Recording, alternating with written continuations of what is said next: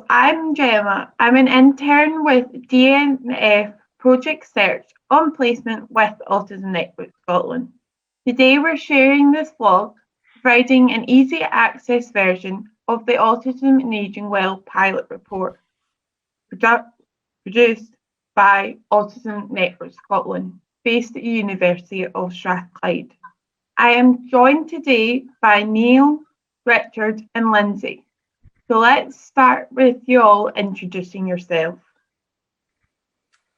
I'll start. I'm Lindsay. I am the capacity builder and network coordinator with Autism Network Scotland, and I led this pilot piece of work. Neil? Yes, my name's Neil Barber, and I am one of the autistic associates employed by Autism Network Scotland, and have also been co-producing the vlog. Hello, I'm Richard Ibbotson. I'm the director for Autism Network Scotland. So Richard, as the director of Autism Network Scotland, can you tell us a bit about the strategy context in which the report cites? Of course. Hi, Gemma. Yes, as part of the Scottish Government's autism strategy review in 2018, autism and ageing was identified as being a gap in knowledge and service provision. Autism Network Scotland was then asked to look at this area, and an internal scoping report was produced and submitted, and that identified a number of challenges around the area of autism and ageing. And to address some of these challenges, Autism Network Scotland has undertaken this pilot project. Thanks, Richard. Lindsay, can you give us a little overview of the pilot? Yeah, absolutely. So the pilot focused on 3 areas in Scotland, which were Perth and Kinross, Shetland and East Dunbartonshire. And that the reason those areas were picked were to give us different examples of remote and rural settings and more city-like settings and settings that have a wide geographical reach. And the pilot consisted of work with frontline staff supporting older adults to enhance their knowledge and understanding of autism, engaging with older autistic adults about their experiences, and working more strategically to look at how planning and services can be better adapted to meet the needs of older autistic people. Great. This pilot team consists of 2 autistic individuals, myself and Neil. Neil, can you tell me a bit about the role and the importance of co-producing with autistic people? Certainly, Gemma. My role within the pilot program was to draft the proposal for how we were going to integrate with how we were going to interact with autistic individuals. The initial pilot proposal was done back in October, and obviously at that time we weren't in a lockdown for the pandemic, so we were looking to spread a call for volunteers through social media as well as local authorities to garner participants to take part in the pilot. And we were going to run a series of roadshows. However, these had to be shelved because of the pandemic restrictions. We did, however, manage to both do some interviews on a one-to-one basis with several autistic individuals, and also we produced a survey which allowed us to garner some of the concerns that autistic individuals had about aging well. It's, to me and to Ian, our philosophy has always been that it's important to garner the experiences of autistic individuals for 2 reasons. Firstly, because they are the experts in their own life, because they're the ones who have the lived experience, who can explain to us how their condition affects their daily living far better than going to a professional, to a doctor, to someone like that, and just getting a medical report. And secondly, to me, it enshrines the philosophy of the individual being at the centre of the process and the centre of the planning for service provision for themselves. And finally, to me, you always get better buy-in to a proposal or an idea or a pilot if the people who are affected are going to be directly involved in the planning process. Emma, do you want to answer that question as well then? What's the importance of co-production with autistic people? So I feel the importance of doing the co-production with autistic people is that I feel that autistic people should be at the front of doing any research or anything, because it will just, we're the ones living it, so I think it's a better view of us doing it. And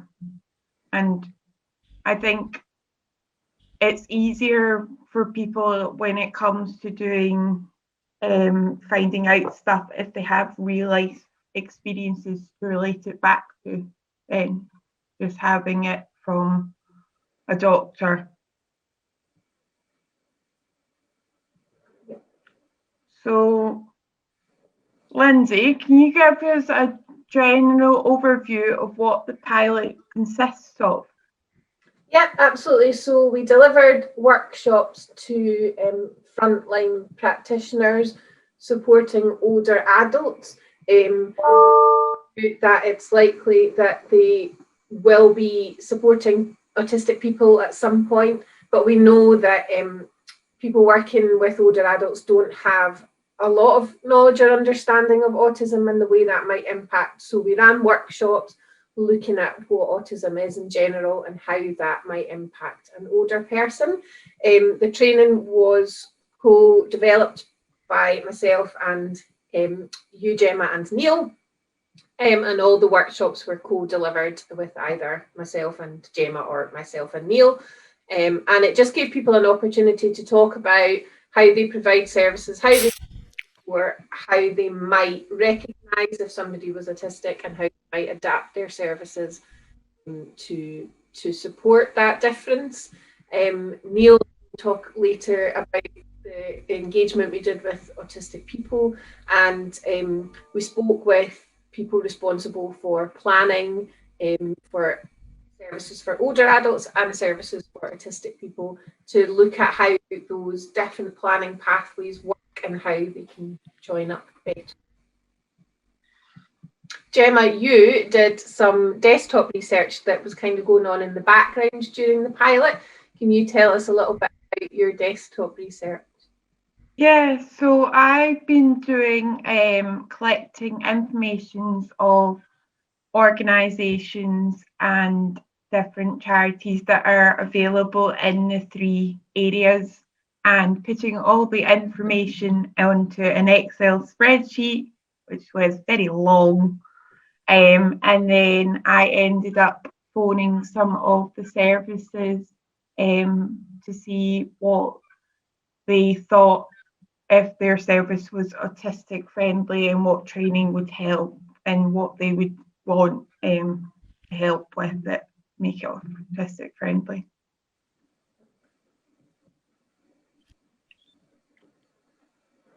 So we know the interactive it is for an autistic people are the centre of planning and delivering, that autistic people's voices are led in the conversation as they are experts in their own lives.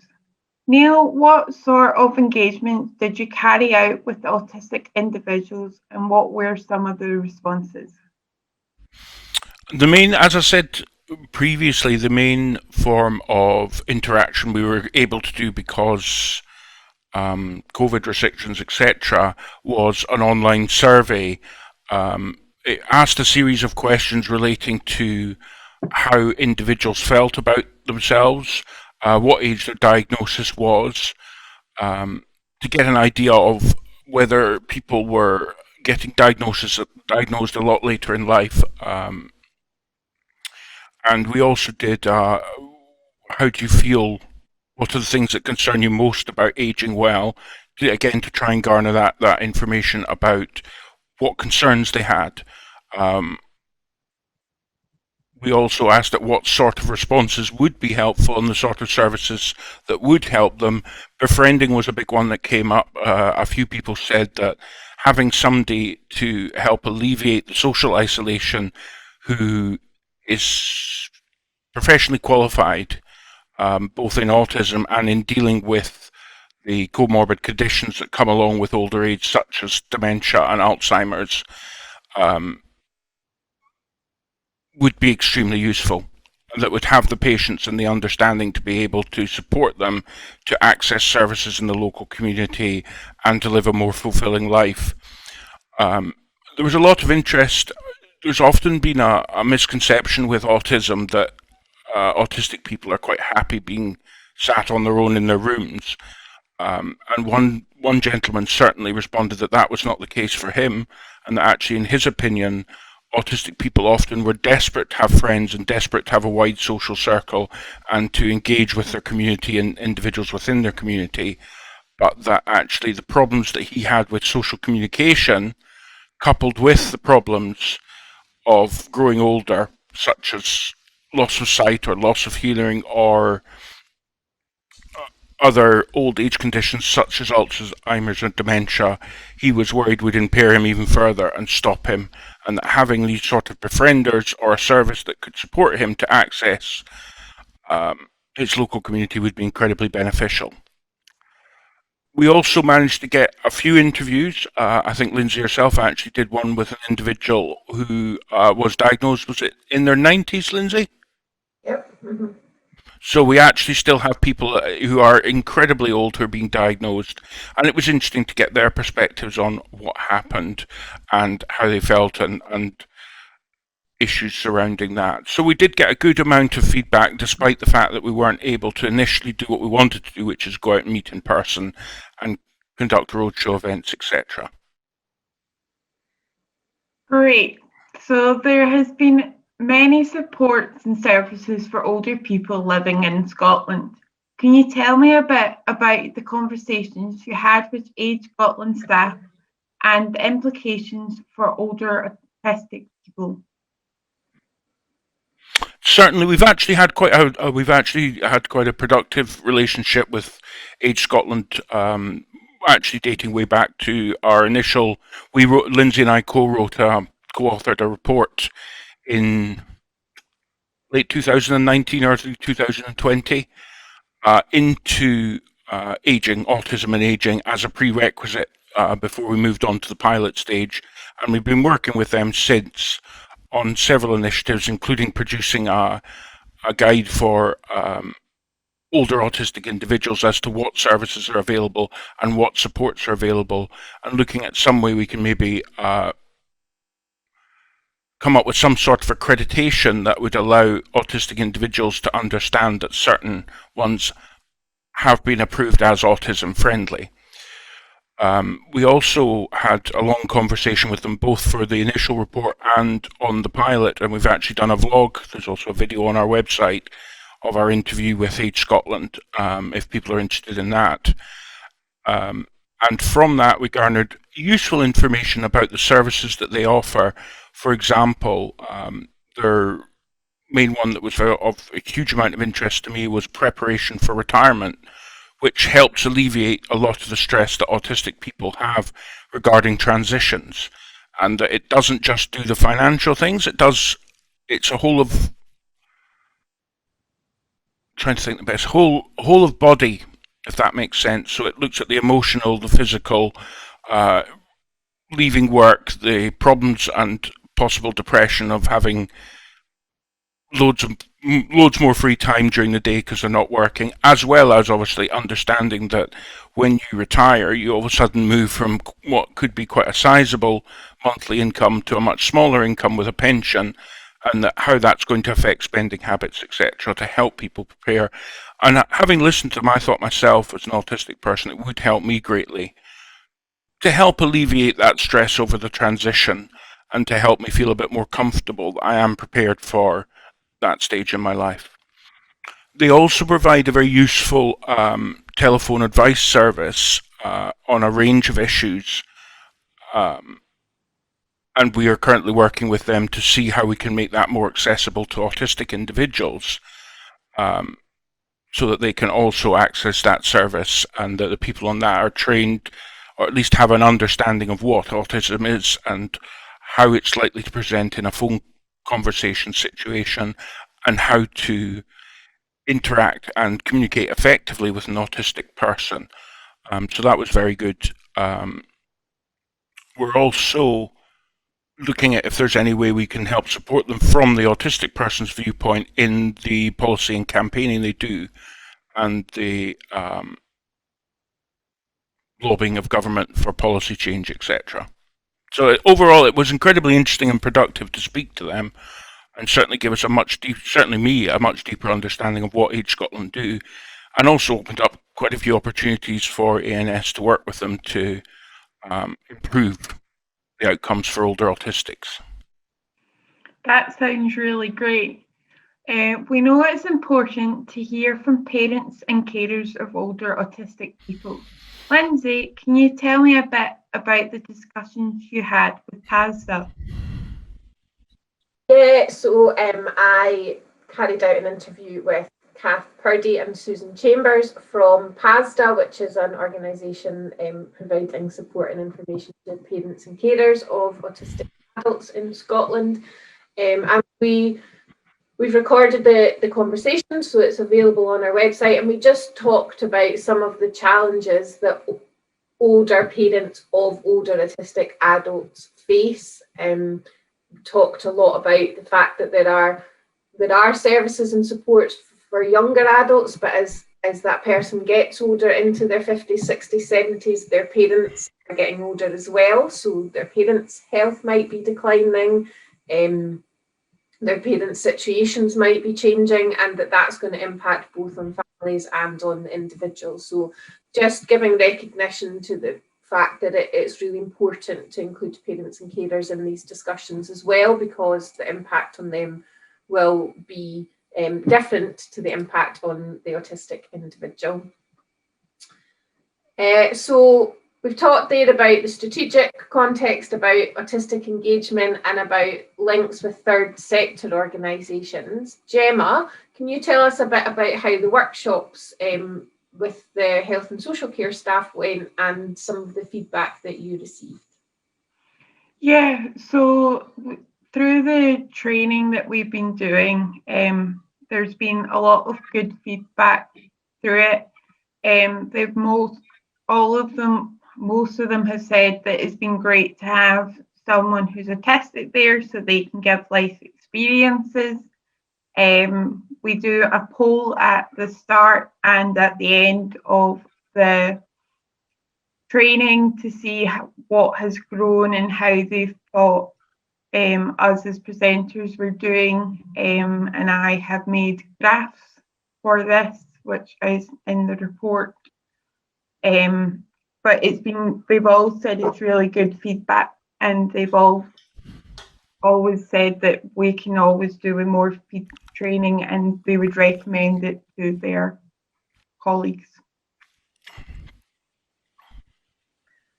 So the report has had a number of key findings. Can you each talk me through some of them? Neil, will we start with you? Start with me quite happily. Yeah, so there's sort of three key things that I was going to talk about. The first one is autism may present as other age-related conditions if that individual is not known to services as having an autism diagnosis, and if that service doesn't have knowledge of autism. That was one of the key things we found. And this can be very concerning, because if you get, as with any medical condition, if you get a misdiagnosis, you can then get the wrong support put in place that doesn't help, and can actually make the autistic person far more stressed and anxious. And as we know, autism, one of the big side effects is anxiety. Anxiety leads to stress and depression, and leads to an unfulfilled life. So we have to be very careful in ensuring that service bulletins go out to professional organisations that have a lot of interaction with older people, to go, do you understand what autism is? I've done that several times, and I always get back, yes, I've seen Rain Man. Now, Rain Man is not what autism it is. What autism is, but it's not just what autism is, and it can be a lot more subtle in the way it presents. And actually, the push needs to be there to ensure that the professionals that are dealing with both statutory, private sector, and third sector organisations need to have that deep awareness of what autism is, so they can recognise the sign, and then signpost to the relevant diagnostic service to ensure that, as well as the needs of older age are being met, the needs of their autistic condition are also being met. As we can understand, if somebody has dementia or Parkinson's or any other age-related or cognitive-related impairment, it can become incredibly difficult for them to verbalize and vocalize what they need and what they want. And if you send them down the wrong path because you think, oh, it's just dementia, when actually it's dementia with autism, we can get a really lack of treatment. The second thing I wanted to talk briefly on, which we've already mentioned really, is the issues of social isolation for older autistic adults are complex and nuanced and require individualized approaches, not just a social group. So this was feedback that had come from the survey, that they felt that the idea that, oh, we'll just throw in the social group is enough. It's not. If you were dealing with a group of elderly people who were physically disabled, you wouldn't just say, oh, give them a social group. You'd go, right, what reasonable adjustments do we have to make to ensure that they can access their environment because of their disability? And just because autism is a hidden disability and doesn't have easily recognizable physical attributes, doesn't mean we want to treat it any different. In fact, we want to make especially sure that we are filling in these holes and ensuring that staff that work with them are properly trained and properly understand autism and understand how to communicate effectively and how to use that communication to support the individual. That's the sort of key thing we need to take from it. And the final one I wanted to address just quickly was the needs of parents and carers. Now, a lot of autistic adults will have a carer, quite often a family member, who is taking care of their financial needs, housing needs, healthcare needs, managing their medical appointments, all the things that autistic people struggle with. And I know myself from my experience, because I'm autistic, my parents do a lot of that for me. They manage all my finances and they manage all my appointments and my diaries and things. And it is a huge strain on them. They're in their 70s and they're getting older and want to really just enjoy their retirement. So we need to be aware of and make people more aware of the rights of carers. I understand. We know we have a Carers Act and things that gives every carer the right to an assessment of their needs. But to me, there's a difference of having a right and actually having a pathway that they can pursue that right. And at the moment, the pathways seem to be not as well marked as they could be, shall we say. And that those needs, because autistic people are anxious and the carers are anxious, what happens when I die? I had 10 or 15 responses to the survey, and every one of them said, my biggest concern is what happens when I'm no longer here. Because then they've got nobody and no services really in a place to manage the complex needs of an autistic individual in the same way as a family. They don't have that knowledge of living with them for a long period of time. They don't necessarily have the inherent love that comes with being supported by a family member. And they won't necessarily understand how to interact effectively with the autistic individual to ensure their rights are observed and their wants are maintained. So I'll pass on to, sorry that was a bit long, but I'll pass on to Gemma. Gemma, what did you think were the sort of key? So the three key findings I'm going to go on is the first one we've already talked a bit about, of any further work in relation to the autism and ageing must be co-produced with autistic individuals. It's really important for that to happen, because it helps when you have someone who's on the spectrum to do this. It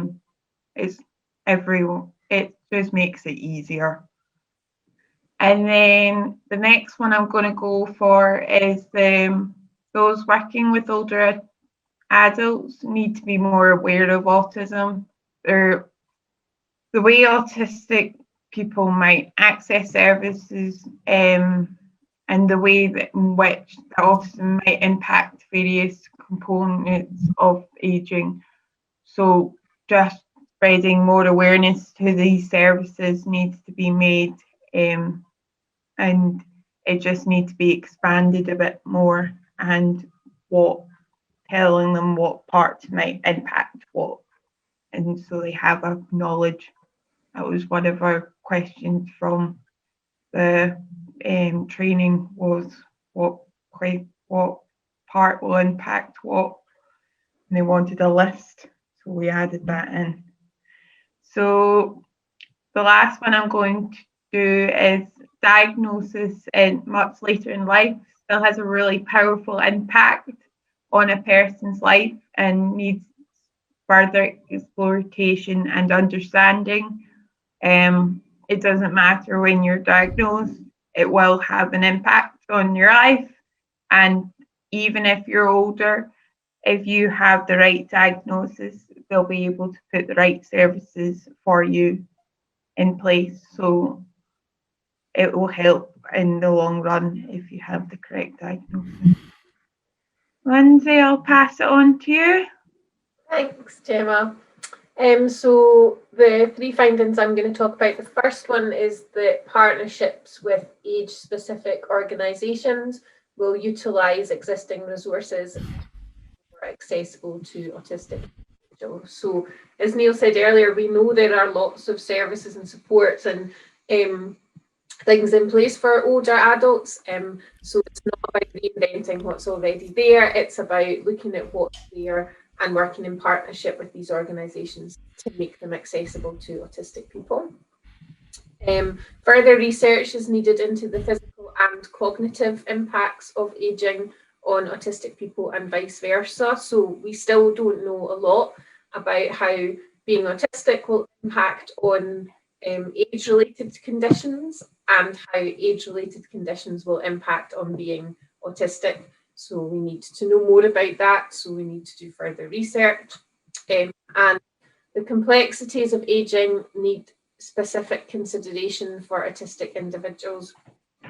Should include, but not be limited to, understanding of the effects of medication, changes to sensory processing, changes to a person's understanding of their own body and what's happening to them, their own health, their own pain levels, and things like menopause and physical changes. So there's quite a lot of complexity associated with getting older, and we need to give specific consideration to how that's going to affect an autistic individual. Great.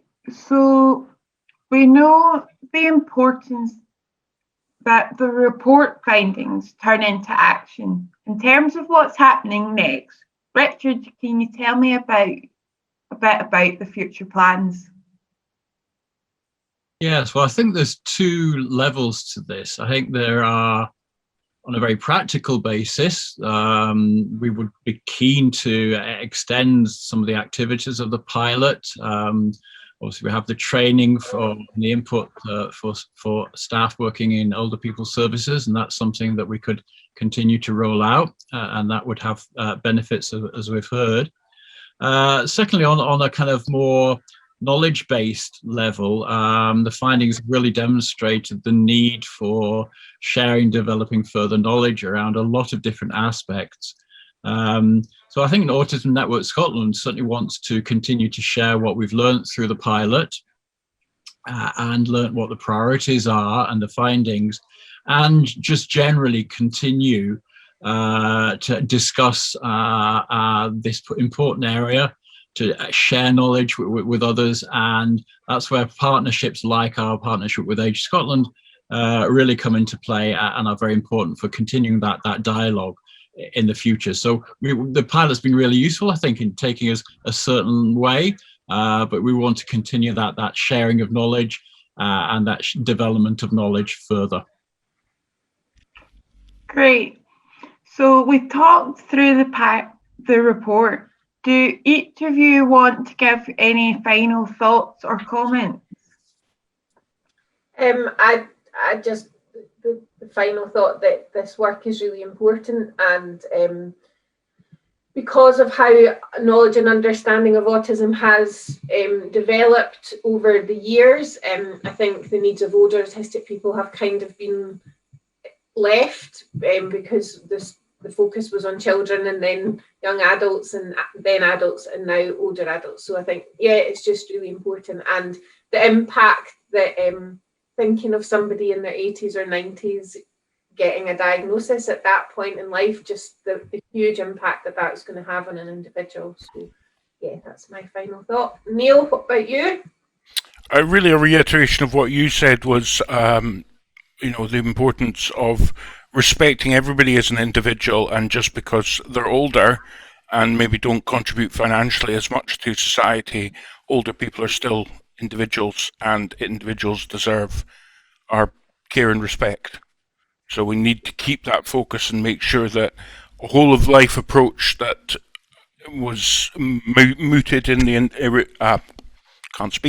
the original strategy document is actually a whole of life, and it isn't just a whole of life but life ends at 50 approach. So keeping up the good work and keeping engaged with these charities and with government bodies to ensure that the needs are being met. Richard, what about you? Well, I think it's both sad, but it's also exciting that feels like we're very much at the beginning of something. I've having been around the world of autism for a while, I've heard for so many years the recognition that we need to think about autism and aging. But it's really exciting now that actually ANS is involved in something where we're actually doing something about that. We're not just recognizing it's an unknown area. So it's quite exciting that we're actually starting to do things, starting to pull together bits of research and develop the understanding.